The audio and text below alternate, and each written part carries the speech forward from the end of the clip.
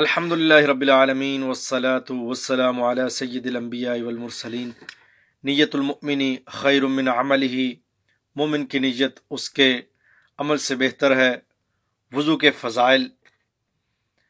حضرت سیدنا عثمان غنی رضی اللہ تعالی عنہ نے ایک بار ایک مقام پر پہنچ کر پانی منگوایا اور وضو کیا، پھر یکا یک مسکرانے لگے اور رفقا سے فرمانے لگے، جانتے ہو میں کیوں مسکرایا؟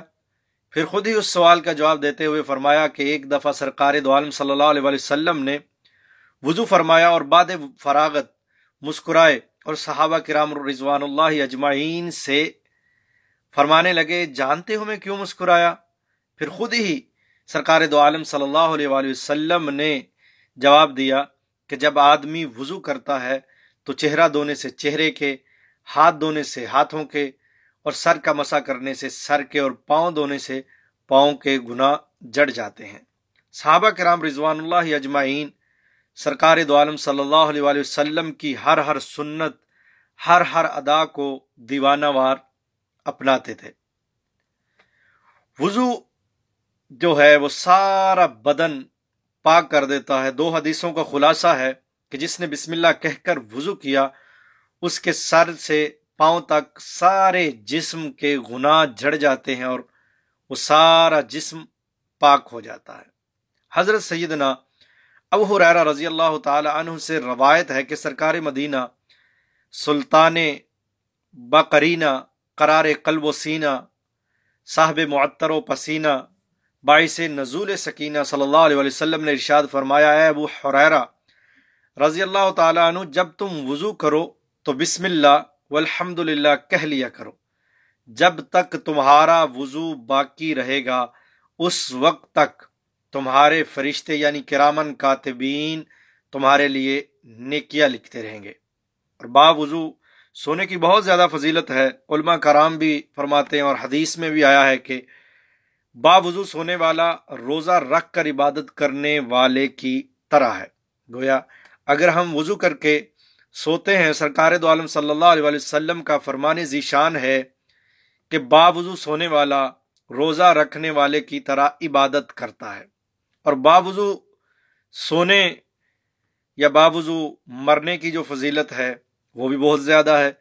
مدینے کے تاجدار صلی اللہ علیہ وسلم نے حضرت سیدنا انس رضی اللہ تعالی عنہ سے فرمایا، بیٹا اگر تم ہمیشہ باوضو رہنے کی استطاعت رکھو تو ایسا ہی کرو، کیونکہ ملک الموت جس بندے کی روح حالت وضو میں قبض کرتا ہے اس کے لیے شہادت لکھ دی جاتی ہے۔ اور حضرت امام احمد رضا خان بریلوی رحمۃ اللہ علیہ فرماتے ہیں کہ ہمیشہ باوضو رہنا مستحب ہے۔ اللہ عز و جل نے حضرت سیدنا موسیٰ کلیم اللہ علی نبینا علیہ الصلاۃ والسلام سے فرمایا، اے موسیٰ اگر باوضو ہونے کی صورت میں تجھے کوئی مصیبت پہنچے تو خود اپنے آپ کو ملامت کرنا۔ اگر بے وضو ہونے کی صورت میں تجھے کوئی مصیبت پہنچے تو خود اپنے آپ کو ملامت کرنا، کیونکہ باوضو ہمیشہ رہنا سنت بھی ہے اور اس کی بہت زیادہ فضیلت ہے۔ عارفین فرماتے ہیں کہ جو ہمیشہ باوضو رہتا ہے اللہ تعالیٰ اس کی 7 فضیلتوں سے اس کو مشرف فرماتا ہے، کہ یعنی اس کی ملائکہ کے ساتھ صحبت میں رغبت کریں گے۔ نمبر 2، قلم اس کی نیکیاں لکھتا رہے گا۔ نمبر 3، اس کے اعضاء تسبیح کریں گے۔ نمبر 4، اس سے تکبیر اولیٰ فوت نہ ہوگی۔